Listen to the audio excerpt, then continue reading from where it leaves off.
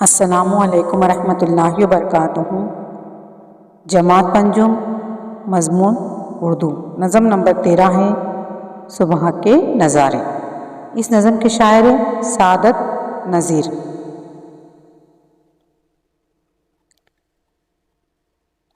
سعادت نذیر ان کی پیدائش 26 مارچ 1930۔ سعادت نذیر حیدرآباد کے ایک اہم شاعر ہیں۔ ان کی شاعری کے کئی مجموعے شائع ہو چکے ہیں۔ ان میں آب و رنگ، آثار، تصویریں مشہور ہیں۔ انہوں نے نثر میں مضامین بھی لکھے۔ سعادت نذیر نے اس نظم میں صبح کے ماحول کی تصویر کشی کی ہے۔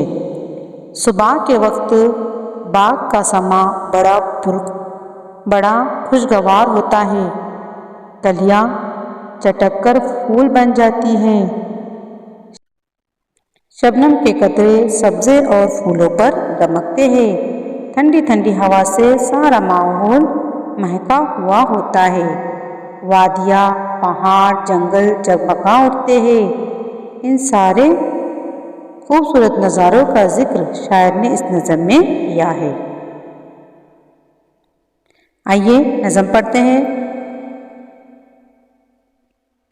جاگا ہے بوٹا بوٹا، چٹکا ہے گنچا گنچا، چمکا ہے ذرہ ذرہ، روشن ہے گوشہ گوشہ، سبزہ لہک رہا ہے، کلیاں مہک رہی ہیں، باغوں میں ڈالیوں پر چڑیاں چہک رہی ہیں۔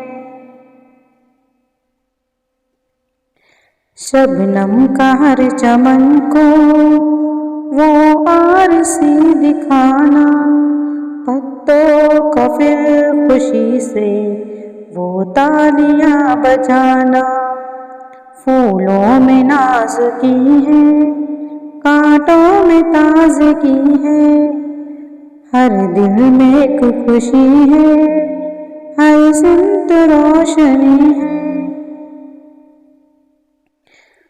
وادی، پہاڑ، جنگل ہر ایک جگمگایا، دریا کو جوش آیا، ساحل بھی گنگنایا۔ فطرت بہار پر ہے، دنیا نکھار پر ہے، ہر شے ہے خوبصورت، رنگین ہر نظر ہے۔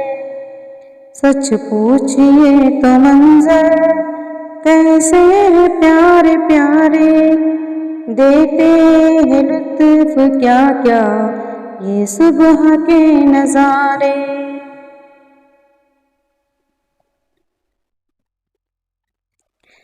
نظم نمبر 13 ہے صبح کے نظارے۔ اس نظم کو لکھنے والے شاعر ہیں سعادت نذیر۔ سعادت نذیر یہ حیدرآباد کے ایک اہم شاعر ہے اور ان کے شاعری کے کئی مجموعے شائع ہو چکے ہیں۔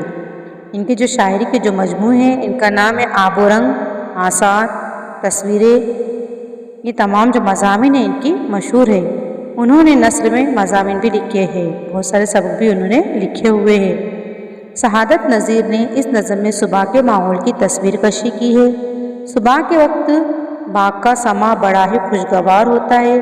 کلیاں چٹک کر پھول بن جاتی ہے۔ شبنم کے قطرے سبزے اور پھولوں پر دمکتے ہیں۔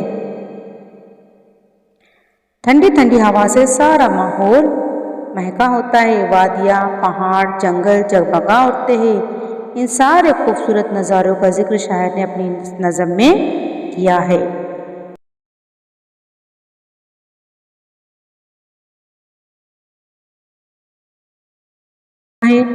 جاگا ہے بوٹا بوٹا، ہر پودا جو ہے تو جاگ اٹھا ہے۔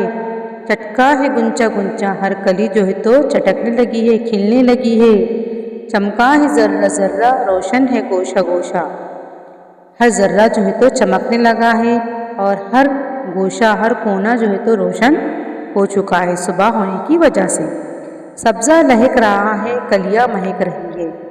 سبزہ لہک رہا ہے، ہر طرف سبزہ دکھائی دے رہا ہے اور کلیاں مہک رہی ہیں، باغوں میں ڈالیوں پر چڑیاں چہک رہی ہیں، باغوں میں جگہ جگہ ڈالیوں پر چڑیوں کی چہچہانے کی آواز آ رہی ہے۔ شبنم کا ہر چمن کو وہ عارضی دکھانا، پتوں کا پھر خوشی سے وہ تالیاں بجانا۔ صبح سویرے جو ہے تو باغوں میں ہمیں شبنم دکھائی دیتی ہے۔ شبنم کا عارضی دکھانا یعنی شبنم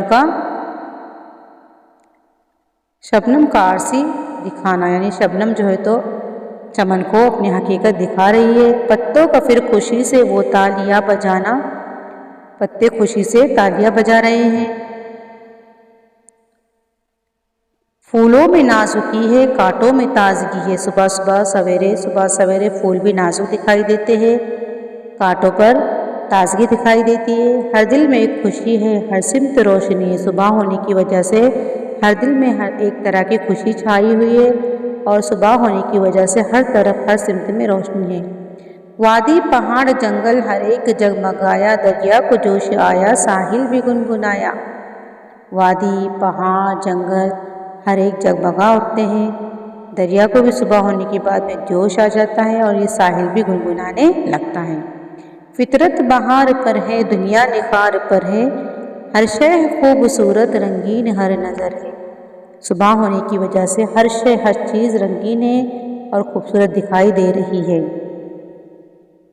سچ پوچھئے تو منظر کیسے ہے پیارے پیارے، دیتے ہیں لطف کیا کیا یہ صبح کے نظارے۔ حقیقت میں جو ہے تو یہ صبح کے جو منظر ہے یہ بڑے ہی پیارے پیارے دکھائی دیتے ہیں اور صبح کے یہ منظر ہمیں بہت زیادہ لطف دیتے ہیں۔ آخر میں نظم کے اندر آئے ہوئے کچھ الفاظ کے معنی دیے ہوئے ہیں۔ بوٹا کے معنی ہے پودا، چٹکنا یعنی کھلنا، گنچا کے معنی ہے کلی، گوشہ کونا، عارضی دکھانا، آئینہ بتانا، حقیقت کو ظاہر کرنا، نکھار یعنی تازگی۔